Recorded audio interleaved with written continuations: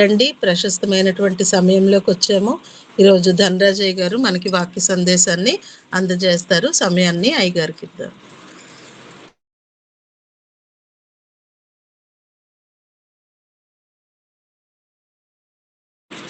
Unmute చేసుకోండి, మ్యూట్లో ఉంది.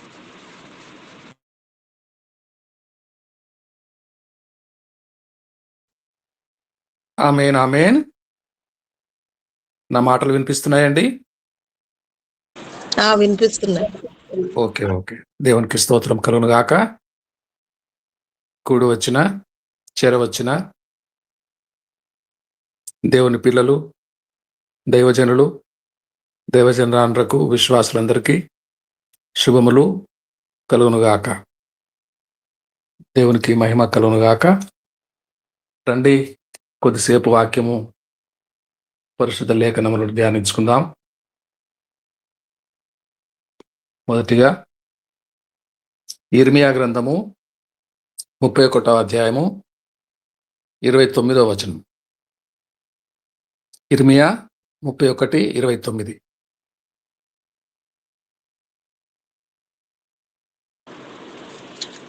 ఆ దినములలో తండ్రులు ద్రాక్షకాయలు తినగా పిల్లలు పళ్ళు పులిసినని మాట వాడుకొనరు.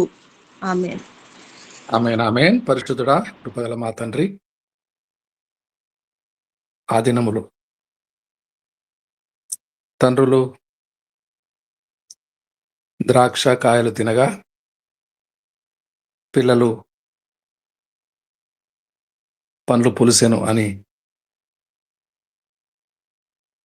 చెప్పుకొనరు. ఈ వాక్యము మాతో సూటిగా స్పష్టముగా మాట్లాడమని, నీ దాసుడైన నన్ను మరుగుపరుచుకొనమని, కేవలము నిన్ను మాత్రమే, నీ సిలువ మాత్రమే మేమందరము చూసినట్లుగా, నీ స్వరం వినున్నట్లుగా మా అందరితో మాట్లాడమని మా ప్రభువును రక్షకుడినైన క్రీస్తు నామమున ప్రార్థన వేడుకొనుచున్నాము పరమ తండ్రి. ఆమేన్ ఆమేన్. అలాగే యెహెజ్కేలు 18వ అధ్యాయము 2వ వచనం కూడా చదువుతారా? యెహెజ్కేలు 18వ అధ్యాయము 2వ వచనం.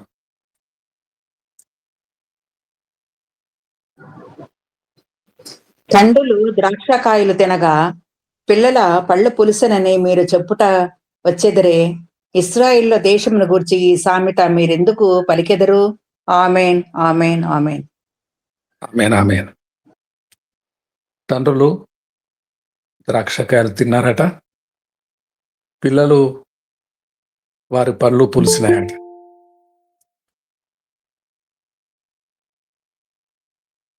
తండ్రులు ద్రాక్షకాయలు తినుట, పిల్లల పళ్ళు పులియుట.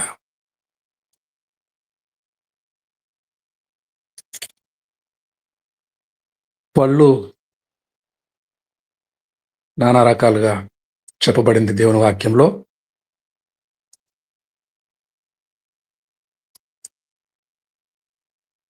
యెహెజ్కేలు 45:14 వచనం ప్రకారము, యెహెజ్కేలు 45:14 చదవండి అమ్మగారు. యెహెజ్కేలు 45:14.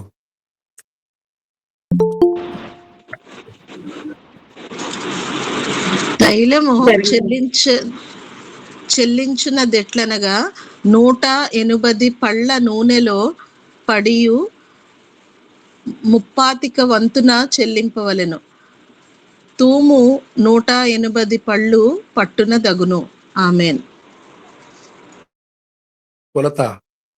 కొలత గురించి, తూకం గురించి, నూనె యొక్క తూకం గురించి చెప్పబడింది. పడి, ఒక పడి, సింగిల్గా ఉంటే ఒక పడి అంటారు. అది ప్లూరల్గా ఉంటే అనేకమైన పడులు ఉంటే పళ్ళు అంటారు. అనేక పళ్ళు. యోవేలు 1వ అధ్యాయము 6వ వచనం ప్రకారము, యోవేలు గ్రంథము మొదటి అధ్యాయము 6వ వచనం ప్రకారము చదువుతారా? యోవేలు మొదటి అధ్యాయము 6వ వచనం. లెక్కలేని బలమైన జనాంగము నా దేశము మీదికి వచ్చి ఉన్నది. వాటి పళ్ళు సింహపు కోరల వంటివి, వాటి కాటు ఆడు సింహపు కాటు వంటిది. Amen, amen. ఆమేన్, ఆమేన్.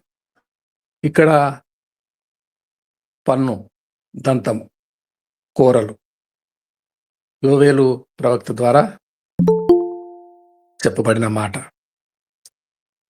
అయితే తండ్రులు ద్రాక్షకాయలు తినగా పిల్లల పళ్ళు పులిసెను అన్నమాట. పన్నులు, దంతములు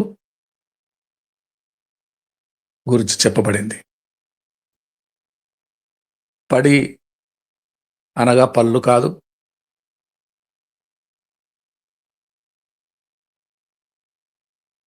ఈ పళ్ళు మనకు ఉన్నటువంటి పల్లె, మనము నమలేటానికి ఉపయోగించుకునే దంతాలే.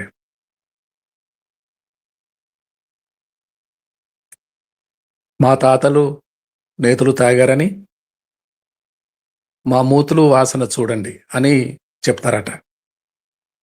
ఇటీవల కాలంలో, ఆధునిక కాలంలో లోకనానుడి. మా తాతలు నేతులు తాగారని మా మూతులు వాసన చూసి తెలుసుకోండి అంటారట. అంటే నేతులు తాగిన స్థితిమంతులు, ఐశ్వర్యవంతులు,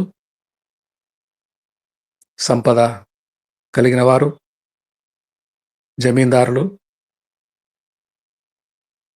మా తండ్రులు తాతలు నేతులు తాగారని మా మూతులు వాసన చూడండి అని చెప్పుతరము. విజయనగరం జిల్లాలో ఒక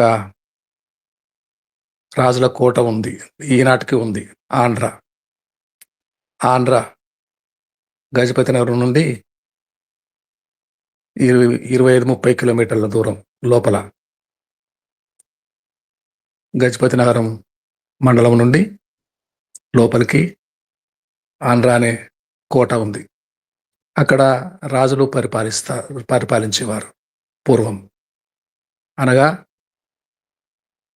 ఆంధ్ర కోట నేటికి 100, 100, 150 సంవత్సరాల క్రితం కట్టబడింది. అక్కడ భూస్వాములు ఉండేవారు, రాజులు ఉండేవారు. అయితే ఒక 20 సంవత్సరాల క్రితము నేను స్వయంగా చూచిన సంగతి చెప్తున్నాను. వారు దాన ధర్మములు చేసి అలసిపోయి ఆస్తులన్నీ పోగొట్టుకొని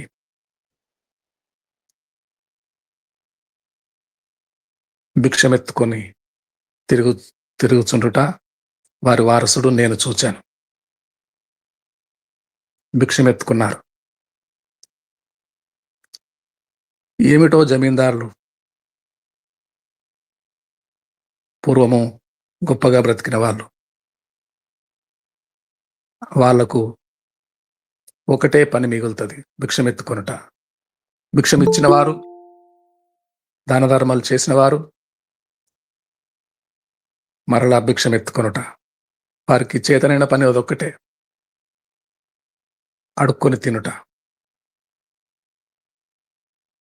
మెతుకు ఎవరైనా పెడతారా అని ఇతరుల మీద ఆధారపడుట, అడిగి భిక్షమెత్తుకొని బ్రతుకుట. బహుగా దాన ధర్మాలు చేసిన వారు చివరికి భిక్షమెత్తుకుంటారు. అయితే తండ్రులు ద్రాక్షల కాయలు తిన్నారని, మా తాతలు నేతులు తాగారని, పిల్లల పళ్ళు పులిసినాయని, మా మూతులు వాసన చూడండి లోకనానుడి ప్రకారం తండ్రులు ద్రాక్ష కాయలు తినగా పిల్లల పళ్ళు పులిసినని సామెత ఎలా చెప్పుచున్నారు? యెహెజ్కేలులో 18వ అధ్యాయం 2. మా తండ్రులు ద్రాక్షకాయలు తిన్నారని మా పిల్లల పళ్ళు చూసి తెలుసుకోండి, పులిసిపోయి ఉన్నాయి కదా అని ఇశ్రాయేలు పక్షమున మీరేలా సాక్ష్యం చెప్తున్నారు, సామెత చెప్తున్నారు?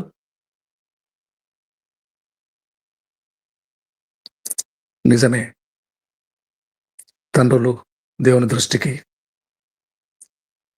పాపము చేసి, ద్రోహం చేసి, ధర్మశాస్త్రము మీరి, బయలుదేవత ఆరాధన, ఇశ్రాయేలు దేవుడు ఎంత గొప్ప దేవుడో ఐగుప్తు దేశంలో బానిసత్వపు కాడి కింద ఉన్నారు. వారిని అడిగితే చెప్తారు, ఆ తండ్రులను అడిగితే చెప్తారు. చరిత్రలో వెనక్కి తిరిగే ఉపాయం ఏదైనా ఉంటే పూర్వమందు బ్రతికిన వాళ్ళుంటే ఒక 4-5 తరాల కిందకి వెళ్తే మనమందరము మన తండ్రులు, తాతలు, ముత్తాతలు ఏ విధముగా పశువుల వెనక తిరిగారో వారు చెప్తారు. దేవుని సువార్త విని, క్రీస్తు రాజ్య సువార్త విని ఏ విధంగా రక్షణ పొందారో వారు చెప్తారు. ఒక 3-4 తరాల క్రితం మన తెలుగు ప్రాంతాల్లోనే మన తండ్రులు, తాతలు చెప్తారు. అక్షర జ్ఞానము నోచుకోక, బడి అనే మెట్లు ఎక్కక, జీవితమంతా దిగంబరులై నడుముకు ఒక బట్ట కట్టుకొని ఏ విధంగా పేదరికంలో బ్రతుకుతున్నారో వారిని అడిగితే చెప్తారు. మన తండ్రులు, తాతలు, ముత్తాతలు, వారి పితరులు పంతగాని పరదేశ్ గారు, పురుషోత్తమ చౌదరి గారు, మిక్కిలి సమీయలు గారు, పురాతన కాల భక్తులందరూ చెప్తారు.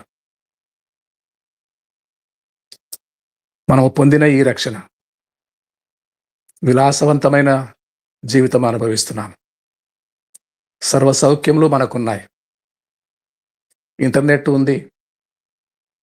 ఇంటర్నెట్ కారణంగా ఎక్కడో అమెరికా దేశంలో, ఎక్కడో అనంతపురం జిల్లాలో, ఎక్కడో గుంటూరులో, ఎక్కడో హైదరాబాద్లో, ఎక్కడో మద్రాసులో ఉన్నవారు ముఖాముఖిగా ఉన్నట్టుగా చూసుకోగలుగుతున్నాం. విద్యుత్తు సదుపాయములు ఉన్నాయి. దినమెల్లా గాలి విసిరే ఉపాయం ఉన్నది. ఫ్యాన్లు, శీతల సదుపాయములు ఉన్నాయి. ఏసీలు, కూలర్లు. వారైతే పూరిగొడుసులో నివసించేవారు. ఉండటానికి తలదాచుకొని చోటు కూడా ఉండేది కాదు. చెట్టు కిందో, పుట్ట కిందో, పుట్టనాశ్రయించో జీవితం అంతా గడిపారు. ఎవరో ఊరు వాళ్ళ పశువులు కాచారు. ఊరి వాళ్ళ పశువులు, ఊరి వాళ్ళ గొర్రెల మందలు మేపారు. వాళ్ళకంటూ ఒక గొర్రె, పశువు, ఒక గేదె, బర్రె, ఒక మేక, గొర్రె ఉండేది కాదు. అద్దెకి, కిరాయికి, బాడుగకి పనికి నియమించబడ్డారు.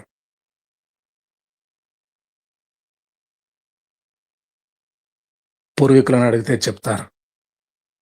ఆ సదుపాయము ఉంటే, ఉపాయం ఉంటే ఎంత బాగుండేది. వెంటనే 4వ తరము తాతగారిని అడిగే వీలుంటే ఎలా ఉండేది. తాతయ్య, మీ జీవితం గురించి చెప్తారా? ఏం చెప్పమంటారు నాయన? బ్రతుకంతా రెక్కల కష్టము మీద బ్రతికాం. ప్రతి పూట భోజనం కొరకు అల్లాడిపోయాం. ఆనాటి స్థితిగతులు చెప్తే ఎంత బాగుండును.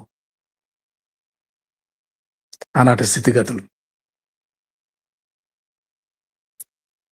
విద్యాభ్యాసము ఎరగక, బడి అన్న మాటే వినక, చదువు సంధ్యలు నోచుకోక, మన పూర్వీకులు ఎలా భక్తి జీవితం కాపాడుకున్నారో, ప్రార్థన అలవర్చుకున్నారో మా తాతగారు చెప్తారు. మా ముత్తాతగారు, యెహోవా నా మొరలాలించెను, తన మహాదయను నను గణించెను, యేసునామమున ఆమేన్ అని పాడేవారు. ఎంత చక్కని పాట. యెహోవా, ఆయన మా తాతగారు అబ్రహాం, బుడ్డ యాకోబు గారు మా తాతగారు, బుడ్డ అబ్రహాం గారు మా ముత్తాతగారు. యెహోవా ఆయన మొరలాలకించాడట, యేసునామమున ఆమేన్ అంటున్నాడట. ప్రార్థన కూడా తెలియదు, ప్రభుతో మాట్లాడటం తెలియదు.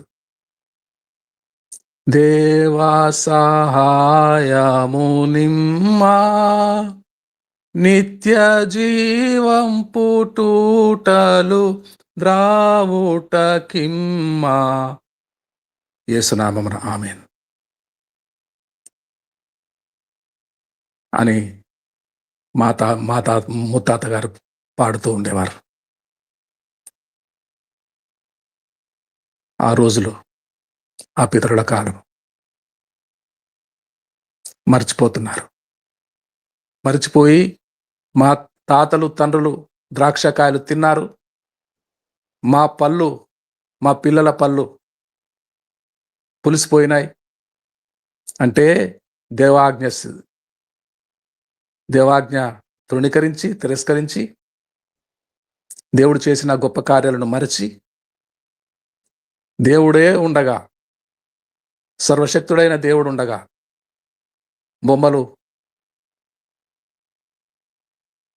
బొమ్మ పూజలు, మూర్తి పూజలు. ఈనాడు ఆ కాలంలో, మా తాతగారి కాలంలో ఈనాడు ఉన్న విగ్రహ పూజలు లేవు. ఈనాడు విశృంఖలంగా,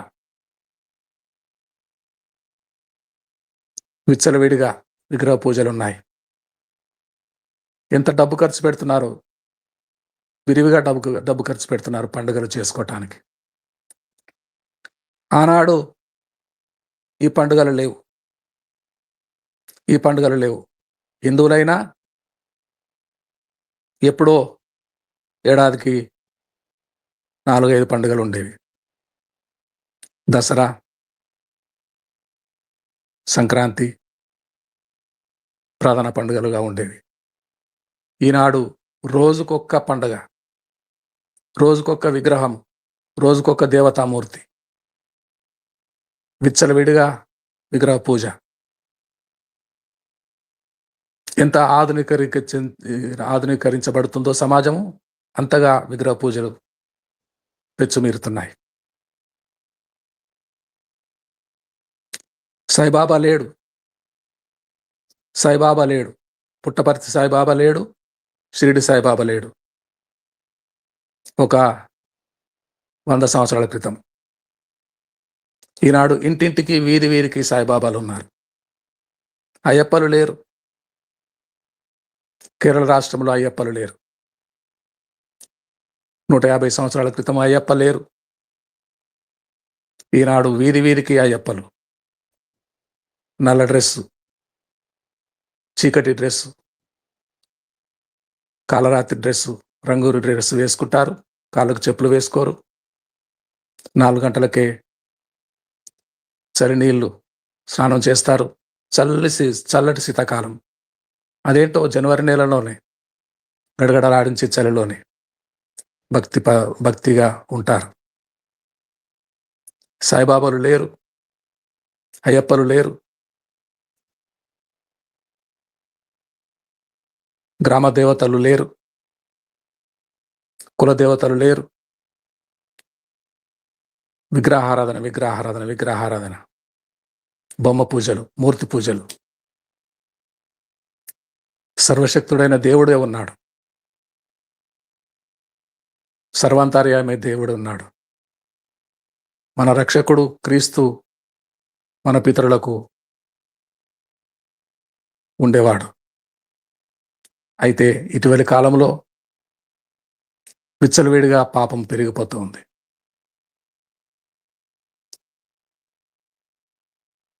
తండ్రులు ద్రాక్ష కాయలు తింటే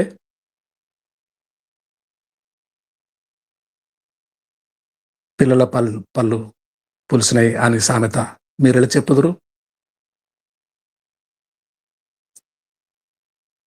అంటే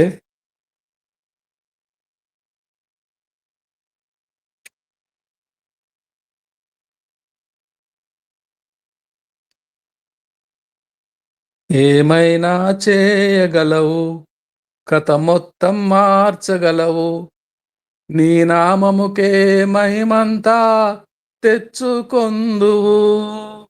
యేసయ్యా యేసయ్యా యేసయ్యా. పాత నిబంధన కాలంలోనే, ప్రవక్తల కాలంలోనే ఇర్మియా, యెషయా అనే యాజకులైన ప్రవక్తలు ప్రవచించుచుండగానే ఆ పాత నిబంధన కాలంలోని కొత్త నిబంధన పాత నిబంధన పలకల మీద, రాతి పలకల మీద రాయబడి మోషే ద్వారా ఇవ్వబడింది. మోషే స్వయంగా ఆ పలకలు పగలగొట్టాడు. ప్రతి తరములోనూ ధర్మశాస్త్రము ప్రతులు చింపేసేవారు, తగులబెట్టేవారు ఉన్నారు. ప్రతి తరములోను. ఇర్మియా ప్రవచించిన కాలము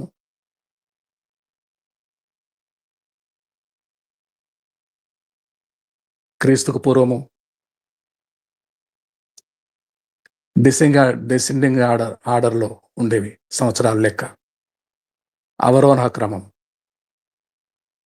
క్రమముగా క్రీస్తుకు పూర్వము తగ్గుతూ ఉండేవి.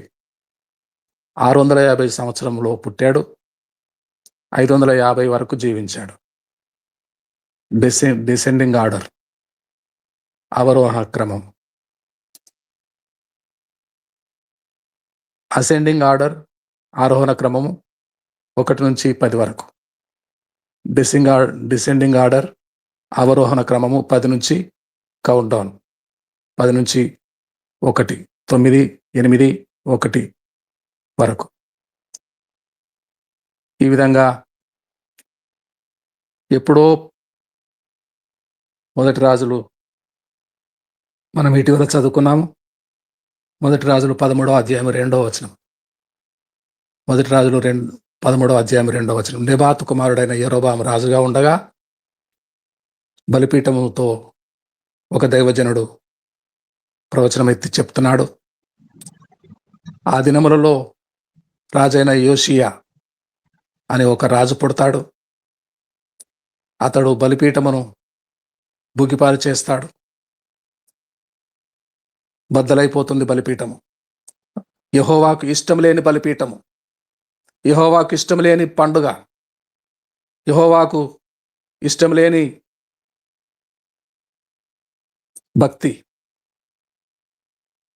భక్తి చేస్తున్నారు. కానీ ఆయనకు ఇష్టం లేదు, ఆయనకు అసహ్యమైంది. ఇశ్రాయేలు ప్రజలు, యూదా ప్రజలు చేస్తున్న భక్తి, బలిపీఠము వద్ద కూడుకుంటారు, యెహోవాకు నచ్చని భక్తి చేస్తారు, బలిపీఠము చుట్టూ ఆరాధన చేస్తారు, అన్య దేవతలను ఆరాధిస్తారు, దూడలను చేయించుకుంటారు, బొమ్మలను చేయించుకుంటారు, బంగారు బొమ్మలు, వెండి బొమ్మలు, వాటిని నెత్తిన పెట్టుకొని ఊరేగుతారు. ఆ భక్తి, ఆ బలిపీఠము యెహోవాకు హేయమైనది. అయితే యోషియా ఇంకా పుట్టక మునిపే 200 సంవత్సరాలు యూదరాజు ఆహాజు కుమారుడు హిజ్కియా కుమారుడు మనష్షే కుమారుడు ఆమోను కుమారుడు యోషియా. ఆఫ్టర్ 200 ఇయర్స్ ఎప్పుడో రాజైన యెరోబాము ఏలుచుండగానే బలిపీఠముతో ప్రవచనం ఎత్తి చెప్తాడు యాజకుడు, ప్రవక్త. ఆ యోషియా దినములు ఇర్మియా మొదటి అధ్యాయము మొదటి వచనం చదువుతారా? ఇర్మియా మొదటి అధ్యాయం మొదటి వచనం చదువుతారా?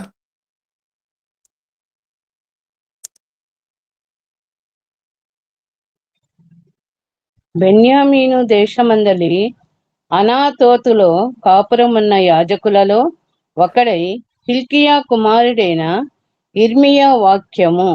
ఆమేన్. 2వ వచనం కూడా చదవండి అమ్మా. ఆమోను కుమారుడైన యెష్యా యూదాకు రాజయ్యుండగా అతని ఏలుబడి 13వ సంవత్సరమున యెహోవా వాక్కు ఇర్మియాకు ప్రత్యక్షమాయెను.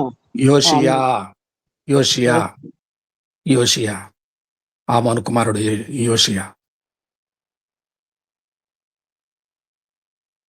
యోషియా కాలములో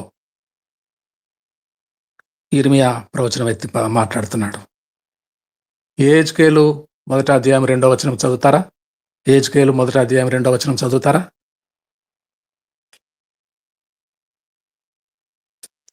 యెహెజ్కేలు మొదటి అధ్యాయం 2వ వచనం. యెహోయాకీను చెరపట్టబడిన 5వ సంవత్సరము ఆ నెలలో 5వ దినమున కల్దీయుల దేశమందున్న కేబారు నదీ ప్రదేశమున యెహోవా వాక్కు బూజీ కుమారుడును యాజకుడునగు యెహెజ్కేలునకు ప్రత్యక్షము కాగా అక్కడనే యెహోవా హస్తము అతని మీదికి వచ్చెను. ఆమేన్. యాజకులు ప్రవక్తలుగా ఉండేవారు. యాజకులు ప్రభు కాలములో ప్రభు జననము సంభవించినప్పుడు జకరియా యాజకుడు. ఈ యాజక ధర్మము చేసేవాళ్ళు, నీతిగా భక్తిగా ప్రభుని ఆరాధించేవాళ్ళు అప్పుడప్పుడు ఆత్మవశులై ప్రవచనం ఎత్తి పలుకుతారు. యాజకులకు ప్రవక్తలుగా నియమించుకున్నాడు దేవుడు. ఇర్మియా యాజకుడే, యెహెజ్కేలు కూడా యాజకుడే. ఇర్మియా బబులోనుకు పోతారు, చెరకుపోతారు, దైవ ఉగ్రతకు కారణమవుతారు ఇశ్రాయేలు యూదా జనాంగం అని ఇర్మియా గ్రంథమంతా ప్రవచనం ఎత్తి పలుకుతాడు. యెహెజ్కేలు బబులోను చెరకాలములో యెహోయాకీను పట్టబడిన సంవత్సరమున 15 సంవత్సరముల ప్రవచనం ఎత్తి పలుకుతున్నాడు. బబులోను చెరలో ఉన్నప్పుడు ఇశ్రాయేల్ ప్రజలు, యెహెజ్కేలు ప్రవచనం. బబులోను చెరకు పోయే ముందు ఇర్మియా ప్రవచనం. 27 సంవత్సరాలు 623లో పుట్టాడు యెహెజ్కేలు. 27 సంవత్సరాలు ఏజ్ గ్యాప్ ఉండేది. బహుశా ఇర్మియా గూర్చి వినే ఉంటాడు, చూసి ఉండడు. వేద పండితుల అభిప్రాయం ప్రకారం ఇద్దరు ఏకకాలంలోనే 27 సంవత్సరాల ముందు 650 ఇర్మియా పుట్టుక, 623 యెహెజ్కేలు పుట్టుక. బహుశా బబులోను చెరకు పోతారు అని ఇర్మియా ప్రవచనము. బబులోను చెరలో ఉన్నప్పుడే ఈ యెహెజ్కేలు ప్రవక్త దర్శనం. ఈ ఇద్దరు ఒకే సామెత చెప్తున్నారు. ఈ ఇద్దరు, ఇర్మియా తండ్రులు ద్రాక్షకాయలు తిన్నారని, పిల్లల పళ్ళు పులిసాయని. ఈ యెహెజ్కేలు కూడా తండ్రులు ద్రాక్షకాయలు తిన్నారని, పాపము చేసి దేవోగ్రతకు గురయ్యారని, ఆ పిల్లల వారసులే, ఆ తండ్రుల వారసులే మేమున్నామని, మేము కూడా రెండింతల పాపం చేస్తామని, అధిక ద్రోహం చేస్తామని, యెహోవాకు ఉగ్రత కారణమవుతామని, లోబడనొల్లని జనాంగముగా ఇశ్రాయేలు ప్రజలు ఎన్ని అద్భుతములు, ఎన్ని గొప్ప కార్యములు అనుభవించారు. వాళ్ళ తండ్రులు ఐగుప్తు దేశంలో వాళ్ళ తండ్రులు అడిగితే చెప్తారు. మనము మన పితరులకు 4 తరముల వెనకాల వారికి అడిగితే చెప్పినట్టుగా ఐగుప్తు దేశంలో బానిసలుగా ఉండి, ఐగుప్తు దేశంలో ఎలాంటి జీవితము, కఠినమైన దాసత్వపు కాడి కింద ఉండేవారు. పిల్లలు యవనస్తులైతే పెళ్లి చేయాలి. పెళ్లి చేస్తే కుటుంబీకులు అవుతారు. ఆ పెళ్లి తంతు ముగిస్తే తర్వాత ఏడాది పిల్లలు పుడతారు. ఆ పిల్లలు మగ పిల్లలైతే పురుట్లోనే చంపేస్తారు, ఆడపిల్లలైతే బతకనిస్తారు. పసిగుడ్లను గొంతు నులిమి చంపేస్తారు.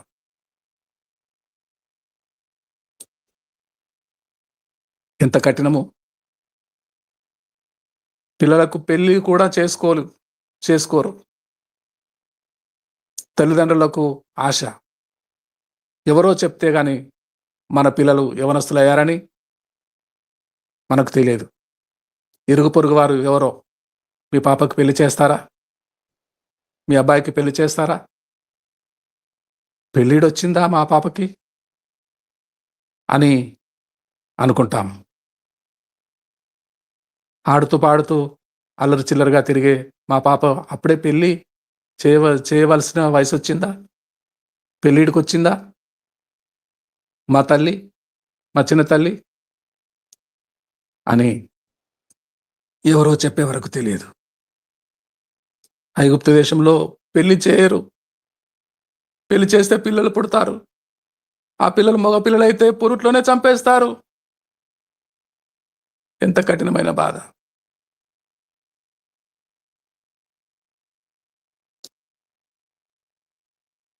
తండ్రులు పాపం చేసి ద్రోహులైతే ఆ పాపమునే 2 4 యెహోవాకు విరోధముగా పాపం చేసి ఇంటర్నెట్లో రోజులు తరబడి, నెలల తరబడి గడిపే పిల్లలున్నారు.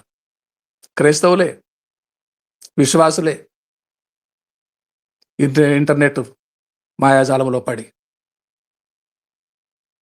ఇంటర్నెట్ అదొక జాలం, మాయాజాలం.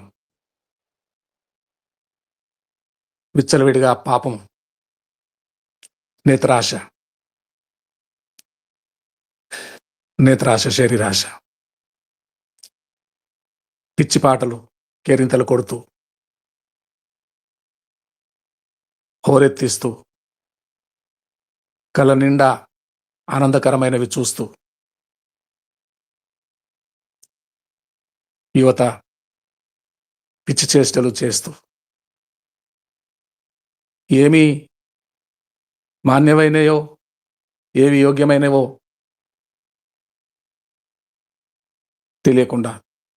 తెలియని స్థితిలో పడిపోతున్నారు. ఇంటర్నెట్ అవసరమే. ప్రపంచ దేశాలలో జరుగుతున్న సమాచారములు అందించే ఏర్పాటు, సౌలభ్యం కలుగుట అవసరమే.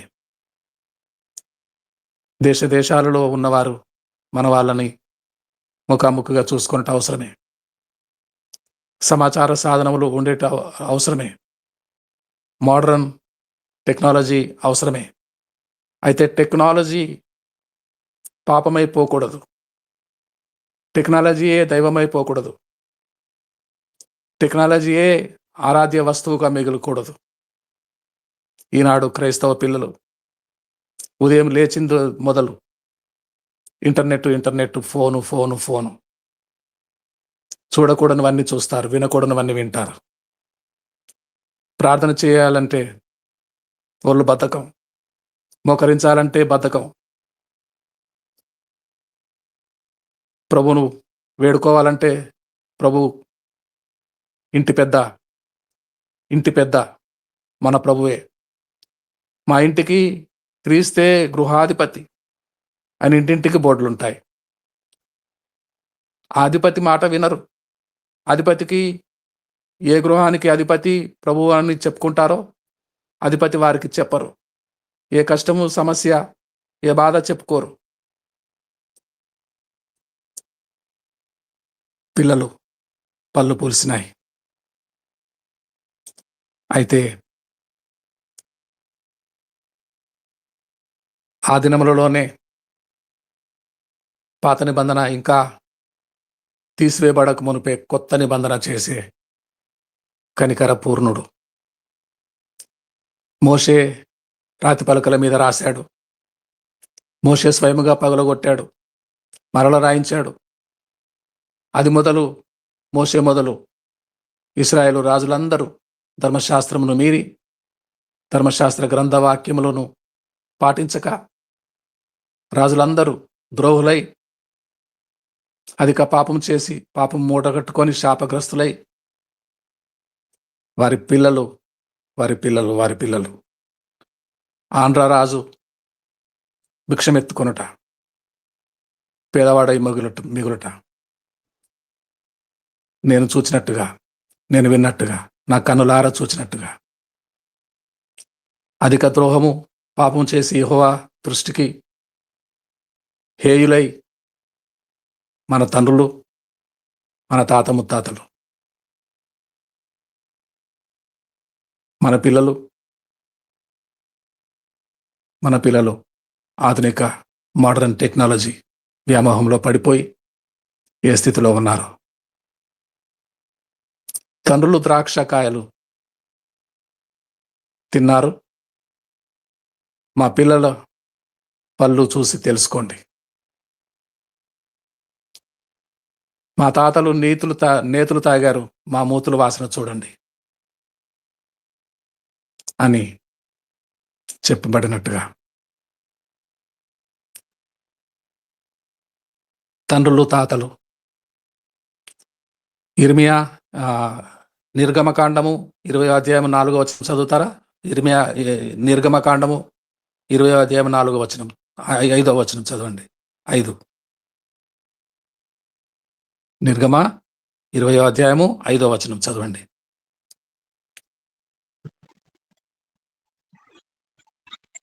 ఏలయనగా నీ దేవుడనైన యెహోవానగు నేను రోషము గల దేవుడను. నన్ను ద్వేషించు వారి విషయంలో 3-4 తరముల వరకు తండ్రుల దోషమును కుమారుల మీదికి రప్పించుచు, నన్ను ప్రేమించి నా ఆజ్ఞలు గైకొను వారిని 1000 తరముల వరకు కరుణించువాడనై ఉన్నాను. 6 ఎందుకు చదువుతున్నారు? 5 చదవండి. 5 ఒక్కటే చదవండి, తర్వాత 6 చదువుతాం. దేవునికి స్తోత్రం కలుగును గాక. చాలండి. 3-4 తరముల వరకు తండ్రుల దోషం, 3-4 తరముల వరకు. మోషే ఇచ్చిన ధర్మశాస్త్రము, ఆజ్ఞలు, 10 ఆజ్ఞలు, వాటిని పాటించిన వారు, పాటించని వారు, గైకొనని వారికి 3-4 తరాలు జనరేషనల్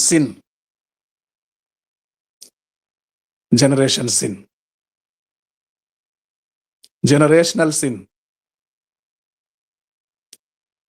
అయితే ముగింపులో ఎంతో సందేశము ఇవ్వాలనుంది, కానీ సమయము తక్కువగా ఉన్నందువలన ముగించుకుంటున్నాను. ఒక వాక్యం చదువుతారా అమ్మా మంజులవాణి గారు?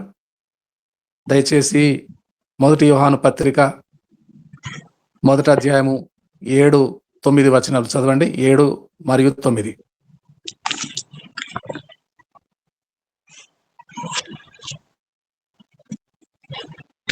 మొదటి యోహాను పత్రిక మొదటి అధ్యాయము 7 తర్వాత 9.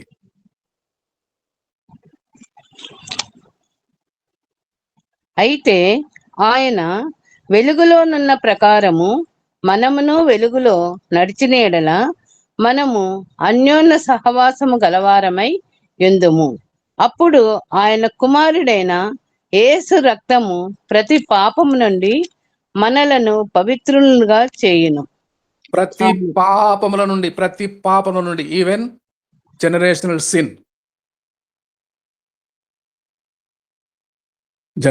సిన్, ప్రతి పాపము పవిత్రులుగా చేయును దేవుని కుమారుడి రక్తము. ప్రతి పాపము నుండి, ప్రతి శాపము నుండి, వంశపారంపర్యంగా వచ్చు పాపము, తరతరములుగా మనం వెంబడిస్తున్న పాపము, ఆద్యుడైన ఆదాము మొదలు ఆజ్ఞను అతిక్రమించడం ద్వారా మానవుడు మొదటిసారిగా చేసిన పాపం జీన్స్లోనే ఉందండి. మనిషి పుట్టినవాడు పాపము, పాపి, శాపగ్రస్తుడు, ఒక్కడును లేడు, నీతిమంతుడు ఎవడును లేడు అని వాక్యము ఘోషించిన ప్రకారం క్రీస్తు రక్తము కిందికే రావాలి. క్రీస్తు రక్తం కిందికే రావాలి. జనరేషనల్ సిన్స్ అన్ని, శాపాలన్నీ కడుక్కోవటానికి యేసు రక్తము ఒక్కటే ఆధారం. యేసు రక్తము ఆశ్రయించిన వారు పరిశుద్ధులుగాను, నీతిమంతులుగాను, దేవుని రాజ్య హక్కుదారులుగాను, వారసులుగాను ఉండే భాగ్యం దొరుకుతుంది. దేవునికి స్తోత్రం కలుగునుగాక. ఇంతటితో నా సందేశమును ముగిస్తున్నాను. దేవునికి మహిమ కలుగునుగాక. ఆమేన్. ఆమేన్. ఆమేన్. చక్కని శ్రేష్టమైనటువంటి వాక్య సందేశాన్ని అందించిన అయ్యగారికి వందనాలు. వాక్య ఫలింపు కొరకు శాంతకుమార్ గారు ప్రార్థన చేస్తారు. పరిశుద్ధుడ, ప్రేమ నమ్మకం గల మా తండ్రి, కృపా కనికరమ ప్రభా, జీవం గల మనైనా వందనాలు స్తుతులు ఆచరించుకుంటున్నాం తండ్రి. మీ కాడిపతి అధికారం అధ్యక్షుడు ప్రభా, ఈ ప్రాతకాల సమయంలో ప్రభా, దైవజనుల ద్వారా ప్రభా మీరు మాకు బోధించినటువంటి తండ్రి వాక్య భాగముల నుండి ఎన్నో ఆత్మీయ సత్యాలు మాకు బయలుపరిచిన తండ్రి వందనాలు స్తుతులు ప్రభా. తండ్రి అయినా మా పితరులు ప్రభా, తనైనా పాత నిబంధన గ్రంథంలో ప్రభా పూర్వీకులు నా తండ్రి ఎంతో మంది ప్రవక్తల చేత, యాజకుల చేత ప్రభా హెచ్చరింపబడినను ప్రభా, తనైనా వారు ప్రభు మారు మనసు లేక నా తండ్రి తండ్రినైనా తప్పిపోయి తిరిగి లేచి ప్రభు వారు ఇంకను పాపంలోనే జీవిస్తుండగా ప్రభా తండ్రి కొత్త నిబంధనలో ప్రభా తండ్రినైనా మా కొరకు నా తండ్రి పరలోకం నుండి భూమికి తండ్రినైనా మనిషి ఆకారం మీరు వచ్చి నా తండ్రి మీ రక్తం చెల్లించి నా తండ్రి మా పాపం ప్రభా క్షమించడానికి ప్రభా సెలవులో మీరు మరణించినారు తండ్రి. అవును ప్రభా, మా పాపములు, మా పితరులు చేసిన పాపములు ప్రభా మేము జ్ఞాపకించుకున్న తండ్రినైనా వాటి మా పాపంలోని మేము విడుదల పొంది నా తండ్రి పాప క్షమాపణ నిమిత్తం ప్రభావ మేము పాదశులో చేరిన తండ్రి పరిశుద్ధ రక్తంలో ప్రభావ మేము కడగబడినట్టు వారమై ప్రభా మా యొక్క ఈ కడవర దినములలో ప్రభా ఈ యొక్క కృపా కాలంలో ప్రభా తండ్రినైనా ఎన్నో ప్రభా తండ్రి సౌకర్యంతో నిండి ఉన్నాను ప్రభా. ప్రతి ఒక్కటి ఒక హెచ్చరికగా మేము గైకొని ప్రభా మా పాపములను బట్టి ప్రభా తండ్రి మేము ప్రాయశ్చిత్తం పొంది ప్రభా పాపమును పడకుండా తొట్టిల్లకుండా ప్రభా తండ్రి వాక్యముతో తండ్రి వాక్యమును ప్రభా ఆధారం పట్టుకొని ప్రభా క్రీస్తు బిడ్డగా మీ రాజ్య వారసుగా సిద్ధపడటానికి కృపా కార్యం మా పట్ల జరిగించండి, సహాయం చేయ ప్రభా. మీరే మాకు తోడిని మీ కార్యం జరిగిస్తారు తండ్రి, సహాయం చేయండి ప్రభా. సహవాసాన్ని ప్రభా తండ్రి 2126 దినాలు ప్రభా నడిపించినారు తండ్రి, వందనాలు స్తోత్రాలు. ఈ సహవాసంలో ఎంతో మంది ప్రియబులు రక్షింపబడినారు తండ్రి, రక్షణ పొందినప్పుడు ఎదుగుదల దయచేస్తున్నారు. ఇంకొను ప్రభావ ఎంతో మంది రక్షణ పొందవలసి ఉంది ప్రభావ, ఎంతో ఆత్మీయ కార్యం జరగవలసింది ప్రభాకారం. మీ కార్యం మీ అధిపతి అధికారం దృష్టిలో తండ్రి ఈ సహవాసంలో మీకు జరిగించి నడిపించమని తండ్రి మీరే మాకు తోడేడుకోండి, మీ కృపలతో నేను నడిపించి తండ్రి ప్రభావ తండ్రినైనా మా పాపములు ప్రభాతాన్ని మేము ఒప్పుకొనుచున్నా తండ్రి. మీరు నమ్మదగిన నీతిమంతులని మేము గుర్తించిన తండ్రి సమస్తమైన దుర్నీతి నుండి మేము తండ్రి పవిత్రులుగా ఎంచబడటానికి మీకు పరిశుద్ధ రక్తం కడగబడిన వారమై తండ్రి క్రీస్తు బిడ్డగా మేము నడవటానికి కృపాకార్యం మా పట్ల జరిగించమని క్రీస్తు నామన దీనములతో బ్రతిమాలి కొంచెం పొందుతున్నాము నమ్ముచున్నాను ప్రభువా. ఆమేన్, ఆమేన్, ఆమేన్. ఆమేన్. ఆమేన్. ప్రార్థించిన శాంతకుమార్ గారికి వందనాలు. యాకోబాయ్ గారు వందనాలండి. జయ పాస్టమ్ గారు వందనాలు. హెప్సిబా గారు వందనాలు. మరి ఈ సమయంలో అందరము కలిసి ప్రభు నేర్పిన ప్రార్థన, పరలోక ప్రార్థన చెప్పుకుందామండి. పరలోకమందున మొదలైన పరిశుద్ధపరచుకొనగాక, నీ రాజ్యం మాకు వచ్చినగాక, నీ చిత్తం పరలోకమందు నెరవేర్చినట్టు భూమి మీదను మా యందు నెరవేరుగాక. మా అనుదిన ఆహారం మాకు దయచేయము. మా రుణస్తులను మేము క్షమించిన ప్రకారం మా రుణాలను క్షమించు. శోధనలోకి తేక కృష్ణుడు తరించుము. ఎందుకంటే రాజ్యం, బలం, మహిమ, నిద్రము, శక్తి నీవైనావు తండ్రి. ఆమేన్, ఆమేన్, ఆమేన్. ఆమేన్. అందరికి వందనాలండి. ఆశీర్వాదం తీసుకుందామండి. ఇప్పుడు మన పరమ తండ్రి దేవుని ప్రేమయు, రక్షకుడు, విమోచకుడు క్రీస్తు ప్రభుల వారి కృపా కనికరములను, పరిశుద్ధాత్మదేవుని అన్యోన్య సహవాసము, ఆదరణ, నిత్యక్షేమము, భద్రత మన ప్రభుల వారు తిరిగి వచ్చే వరకు, ద్వితీయ ఆగమనము మనం చూచే వరకు, సార్వత్రిక సంఘములన్నిటితో సర్వదా సదాకాలము యేసు వైపు చూచుచు ఆత్మీయ సహవాసములో వెంబడించుతున్న వారికి అందరికీ సర్వదా సదాకాలము తోడే ఉండునుగాక. ఆమేన్. ఆమేన్, ఆమేన్, ఆమేన్. అందరికి ప్రైజ్ లార్డ్ వందనాలు. సార్. అందరికి praise lord. Praise lord. Praise lord అండి. అందరికీ వందనాలండి. దేవుని సన్నిధి దినమెల్లా మీకు తోడుగా ఉండునుగాక. ఈ వారమంతా మీ దేవుడు మీకు తోడుగా నీడగా ఉండునుగాక. దేవుని సన్నిధి ఎల్లప్పుడూ కాపాడునుగాక. రండి, ఇప్పుడు హిందీ సభ ప్రారంభిస్తాము.